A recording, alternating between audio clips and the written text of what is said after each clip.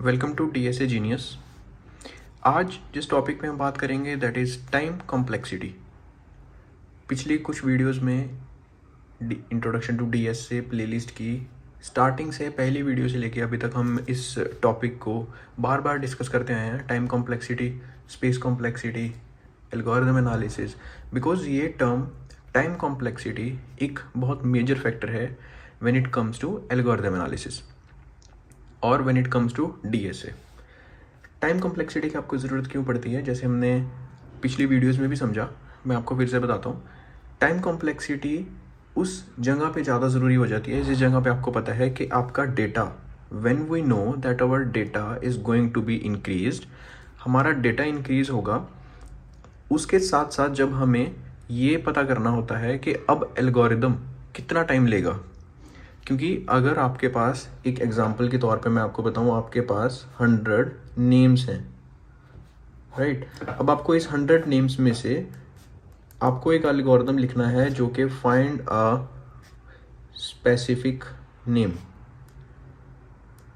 अब आपको इस 100 नेम्स में से कोई एक स्पेसिफिक नेम, एग्जांपल के तौर पे ले लेते हैं, हमें अमित ढूंढना है। फाइंड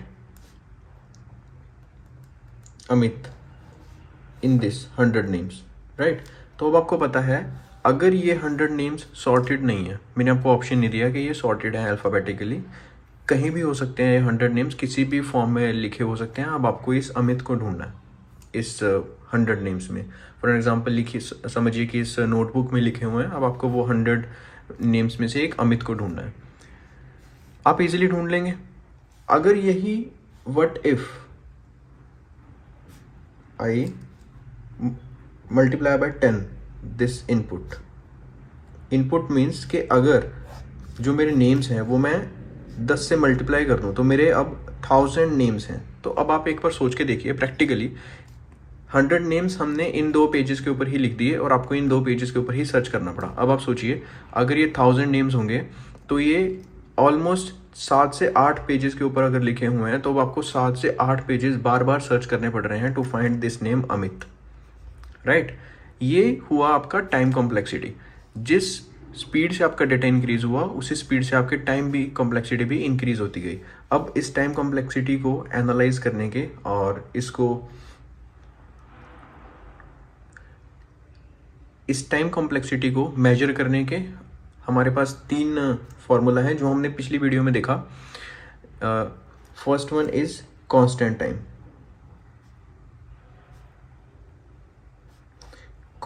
इसको मैं डिटेल में डिस्कस करूंगा but we will write it as big O of 1, right. Big O notation आपने पढ़ लिया, वर्स्ट केस सिनेरियो हम वो लेके चलते हैं। Second is linear time, big O of n, and third one is your quadratic time. Quadratic time में आपका जो होगा वो हो जाएगा n², right. Now these 3 factors are there to measure a time complexity. इसी एग्जांपल से मैं आपको समझाता हूं। First one is constant time. Now आपके पास 100 नेम्स हैं, आपको अमित ढूंढना है। अब आपके पास बेस्ट केस सिनेरियो क्या होगा कि अगर ये 100 नेम्स सॉर्टेड हैं, अब आपको पता है कि ए अमित, आपको सिर्फ ए की सीरीज में ढूंढना है। अब अगर ए से सिर्फ 10 नाम हैं, इस 100 में से सिर्फ पहले 10 1 to 10 जो नेम्स हैं वो ही ए से स्टार्ट होते हैं, तो आप यहाँ पे देखिए कि आपका सर्च कितना आसान हो गया। आपको बाकी के जो 90 नेम्स थे उनके ऊपर गो थ्रू ही नहीं करना पड़ा। This is where comes constant time, right. अब इस कांस्टेंट टाइम को थोड़ा और डिटेल में मैं आपको समझाता हूँ, एग्जैक्ट एक्यूरेट इसकी डेफिनेशन क्या होगी। लेट्स से हमारे पास 4 नाम है यहाँ पर, अमित, अजय, भानु, भव्या। ये हमारे पास 4 नाम है। अब मैंने आपको जैसे बताया कि आपको अमित ढूंढना है। अब आप इसी का एग्जांपल लीजिए। अब अमित आपको पता है कि इस एरे के फर्स्ट इंडेक्स पे ही आपको मिल जाएगा Amit, you know like this array of, अगर आप 0 करेंगे तो दिस इज टू अमित। अब मैं आपको कहता हूं कि अब हमारे सिस्टम में ये 4 से 40 नाम होने वाले हैं। अब जो 40 नाम होंगे वो इस एरे में और ऐड होते जाएंगे। Like this. अब ये एरे आपका 40 नाम का हो गया, बट स्टिल आपको ढूंढना अमित ही है। अमित स्टिल आपको पहले ही नंबर पर मिलेगा। अब आपके एल्गोरिदम को बाकी नाम्स के ऊपर सर्च ही नहीं करना, अमित हमेशा आपको पहले ही नंबर पर मिल जा रहा है। नो मैटर अब आपका डेटा कितना भी इंक्रीज हो जाए, मिलियंस नेम हो जाएं, बट आपको यहाँ पे अमित पहले ही नंबर पर मिल जाएगा। That where comes constant time, कि आपका एल्गोरिदम हर बार उतना ही टाइम ले रहा है जितना 4 नेम्स के ऊपर लिया, और उतना ही टाइम जितना 40 नेम के ऊपर लिया, उतना ही टाइम जितना मिलियन नेम के ऊपर लिया। आपकी टाइम कॉम्प्लेक्सिटी सेम रही। अंडरस्टूड? कांस्टेंट टाइम इज जिसमें हमारा टाइम चेंज नहीं होगा चाहे इनपुट जितना भी इंक्रीज हो जाए। Now second, linear time. Linear time is कि अब इसी इनपुट का एग्जांपल लेकर अब आप समझिए कि यहाँ पे आपके पास 4 नाम हैं, और इन 4 नाम्स में से अब ये वाली कंडीशन आप इसको एक बार भूल जाइए कि ये वाली कंडीशन है कि अमित आपको पहले ही नाम पर मिल जाएगा, राइट? तो अब आपका केस है, आपका एल्गोरिदम सारे नाम के ऊपर एक बार आइटरेट करता है और फिर आपको आउटपुट में देता है कि हमारे पास अमित यहाँ है, राइट? थोड़ा और डिटेल में समझने के लिए आप इस प्रॉब्लम को ऐसे समझिए कि अब आपके पास यहाँ पर 100, 101, 100, 101, 102, इसको मैं मार्क कर देता हूँ यहाँ पे, आपको ईजी होगा to identify. Now we are talking about linear time, right? Linear time is big O of n. Last question में हमने यहाँ पे देखा कि आपको अमित ढूंढना है इन दीज नेम्स, और आपको पता है कि अमित पहले इंडेक्स पे आपको मिल जाएगा, that is constant time. Linear time में मैं थोड़ा सा क्वेश्चन को चेंज करता हूं। अब आपको इस एरे में ढूंढना है how many instances of 100 are there. अब आपको एल्गोरिथम लिखना है इस चीज का कि आपको ढूंढना है कि इस एरे में 100 कितनी बार आ रहा है। मैं क्वेश्चन रिपीट करता हूं, अब आपको ढूंढना है कि इस एरे में 100 कितनी बार आ रहा है। कितनी बार आने का मतलब आपका ये होगा कि आपको पूरे एरे के ऊपर आइटरेट करना ही पड़ेगा। अब आपके पास ऑप्शन ही नहीं है। आप जैसे इस यहाँ पे आपने बता दिया था कि एरे में अमित पहले इंडेक्स पर ही है, यहाँ पर आपके पास सेम केस नहीं है। यहाँ आपके पास प्रॉब्लम थोड़ी कॉम्प्लेक्स हो गई। अब जैसे ही आपकी प्रॉब्लम कॉम्प्लेक्स हुई, आपकी टाइम कॉम्प्लेक्सिटी भी इंक्रीज हो गई। जितना कॉम्प्लेक्स आपका डेटा होगा और जितना कॉम्प्लेक्स आपका एल्गोरिदम होगा, उतनी ही कॉम्प्लेक्स उसकी टाइम कॉम्प्लेक्सिटी होगी। अब जैसे मैंने आपको बोला कि यहाँ पे हमें ढूंढना है कि 100 कितनी बार आ रहा है, तो आपको 2 बार 100 मिला। आप ऐसा नहीं है, आपका एल्गोरिदम यहाँ पे नहीं रुक सकता। उस एल्गोरिदम को पहले एलिमेंट से लेके लास्ट एलिमेंट तक जाना पड़ेगा, और जितने भी बार उसको 100 मिलेगा काउंट प्लस प्लस करना पड़ेगा, तो आपका आउटकम आएगा। अब इसी हिसाब से अब जैसे हमारे पास यहाँ पे 1 2 3 4 5 एलिमेंट्स हैं, तो हमारी जो टाइम कॉम्प्लेक्सिटी होगी वो होगी ऑर्डर ऑफ 5, राइट? क्योंकि n = 5 है, ठीक है। बट अगर यही मैं इसको 10 गुना कर दूं तो ये 50 हो जाएगा। तो आपकी अब n = 50, कॉम्प्लेक्सिटी हो गई बिग O ऑफ 50। मतलब जितना आपका डेटा होगा उतनी ही आपकी लीनियर टाइम में, क्योंकि लूप को अब देखो, पहले अब लूप को हम चला रहे हैं, 5 बार लूप चलेगा, बट 10 गुना हो जाएगा तो आपका उतनी ही बार लूप चलेगा जितना डेटा होगा। बीच में स्किप करके आप आंसर नहीं निकाल सकते, वो गलत होगा। This was linear time, right? Now moving on to our third factor, quadratic time, order of n square. Quadratic time, big O of n square. Now इस क्वाड्रेटिक टाइम को इसी 2 एग्जाम्पल के साथ मैं आपको समझाता हूँ। कोई अलग एग्जाम्पल नहीं लेंगे, कन्फ्यूजन नहीं होगी। इसी क्वेश्चन में अगर जैसे मैंने आपको बताया कि जितना कॉम्प्लेक्स आपका एल्गोरिदम होगा, जितनी कॉम्प्लेक्स आपकी प्रॉब्लम होगी, उतना ही टाइम कॉम्प्लेक्सिटी आपकी इंक्रीज होती जाएगी, राइट? अब यहाँ पे देखिए हमारी प्रॉब्लम कितनी सिंपल थी कि हमें सिर्फ अमित को ढूंढना है, और हमें पता है कि अमित पहले ही नाम पे है। हमने एरे ऑफ 0 करके अमित को हर बार रिटर्न कर दिया। डेटा जितना मर्जी इंक्रीज होता जाए, बट हमारा जो टाइम रहेगा वो कांस्टेंट रहेगा। लीनियर में हमारी थोड़ी सी प्रॉब्लम इंक्रीज हो गई कि हमें ढूंढना है कि 100 कितनी बार आ रहा है। क्वाड्रेटिक में अब मैं आपको बोलूँ कि आपके पास नेम का एरे है जिसमें आपके पास यहाँ पे आता है अमित राठौड़। सेकंड आपके पास जो यहाँ पे आता है अमित सहगल, राइट, और आपके पास सो ऑन आपके पास नाम है, ठीक है। अब आप देखिए, अब इन नाम को मैंने जानबूझकर अल्फ़ाबेटिकली सॉर्टेड ऑर्डर में आपको लिख के दिखाया है, ठीक है।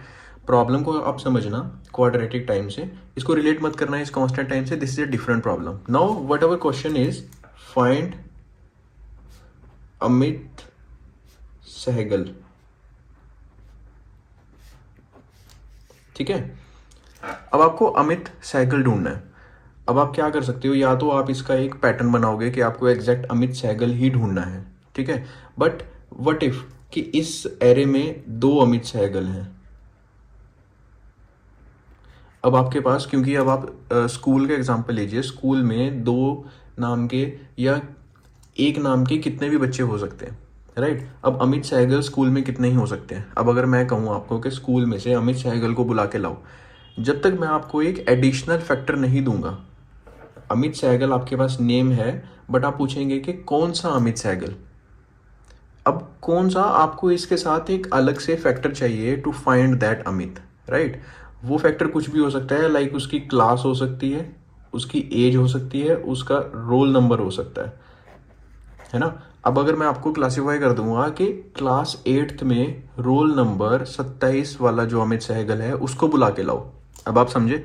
अब आप डायरेक्टली इस एरे में आप जाएंगे क्लास में, मान लीजिए ये आपका क्लास है, आप उस क्लास में जाएंगे, आप अमित सहगल की आवाज़ लगाएंगे कि अमित सहगल, मान लीजिए 3 अमित सहगल हैं उसमें, तीनों ने हाँ जी बोला। अब उसके बाद आप बोलेंगे कि जिसका रोल नंबर 27 है वो वाला अमित सहगल आ जाओ। अब आप यहाँ पे ऑकरेंस देखिए कि आपको जो एल्गोरिदम में आपको फर्स्ट करना पड़ा, first call out Amit Sehgal, ठीक है। हमने एल्गोरिदम लिखना शुरू किया, एल्गोरिदम का ये हमारा स्टेप 1 था। फर्स्ट स्टेप में हमने first call out Amit Sehgal को किया, तो हमारे पास मान लीजिए जो इसका आउटपुट आया वो आया 2, ठीक है। अब इस 2 में से आपको फिर फिल्टर करना है, इन 2 के ऊपर फिर से लूप चलेगा। नाउ स्टेप 2 में अब आपका हो जाएगा कि अब roll number is equal to, I am so sorry for my writing, but I hope कि आपको समझ आ रहा होगा। मैं इसीलिए आपको वर्बली एक एक चीज़ समझा रहा हूँ ताकि आपको लिख के आपको क्लियर आउट कर रहा हूँ, बट आपको साइड बाय साइड आपको ये भी क्लियर हो जाए कि मैं आपको समझाना क्या चाहता हूँ। Step 2 roll number is equal to 27। अब आपका ये आउटपुट फिर से फिल्टर होगा, फिल्टर दिस, ठीक है। अब आपका ये आउटपुट जब फिल्टर होगा तो आपको फाइनली जो आउटकम यहां से आएगा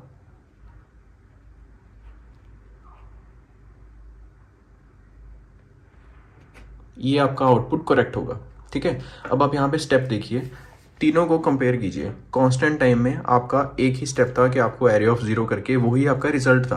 बेसिकली एल्गोरिदम में स्टेप भी नहीं था, सीधा सीधा आपने रिटर्न कर दिया वैल्यू को। लीनियर टाइम में आपका सिर्फ एक स्टेप था यहाँ पे कि एक ही बार लूप चला, आप जितने 100 आपको मिले आप काउंट करते गए। क्वाड्रेटिक में अब आप देखिए, एल्गोरिदम में आपके 2 स्टेप हैं। अब स्टेप 1 में आपने फर्स्ट कॉल आउट किया अमित सहगल को, देन उसके ऊपर फिर से लूप चलाया आपने कि रोल नंबर 27 जिसका है वो वाला आ जाए। अब आप मान लीजिए कि इसमें और कोई कॉम्प्लेक्सिटी आ जाए। अब आपको मान लीजिए क्लास नहीं पता कि क्लास 8th में ही जाना है, आप स्कूल में प्रिंसिपल जाके बोलेंगे कि अमित सहगल को बुला दीजिए जिसका रोल नंबर 27 है। अब मानिए कि there are multiple Amit Sehgal with roll number 27 in different classes, possible case है। सिमिलरली जितनी आपकी कॉम्प्लेक्सिटी यहाँ पे इंक्रीज होती जाएगी, अब आप देखिए एल्गोरिदम के स्टेप्स उतने ही आपके इंक्रीज होते जाएंगे, तो ये आपका होगा क्वाड्रेटिक टाइम, ठीक है। तो जिस स्पीड से आपका यहाँ पे डेटा इंक्रीज होता जाएगा, जितने अमित सहगल और आते जाएंगे आपके स्कूल में, उतनी ही आपकी एल्गोरिदम की कॉम्प्लेक्सिटी इंक्रीज होती जाएगी, आपको फाइंड करना मुश्किल होता जाएगा। आई होप कि आपको इन तीनों का कंपैरिजन और ये 3 major factor constant time, linear time, quadratic time समझ आए होंगे। इनको हम प्रैक्टिकल और रियल केसेस और रियल क्वेश्चंस में भी ज़्यादा अच्छे से समझेंगे, बट अभी के लिए आपको एक बेसिक अंडरस्टैंडिंग होना ज़रूरी है कि इन 3 फैक्टर्स में हम टाइम कॉम्प्लेक्सिटी को डिवाइड करके अच्छे से अपने एल्गोरिदम को एनालाइज कर सकते हैं एंड देन चूज कर सकते हैं कि कौन सा एल्गोरिदम परफेक्ट होगा हमारी किस कंडीशन में, राइट। इस वीडियो से टाइम कॉम्प्लेक्सिटी से रिलेटेड आपको कोई भी डाउट हो, डू मेंशन इन कमेंट्स, उस पर हम फिर से डिस्कस करेंगे। तब तक के लिए पढ़ते रहिए ACE DS से ACE करियर।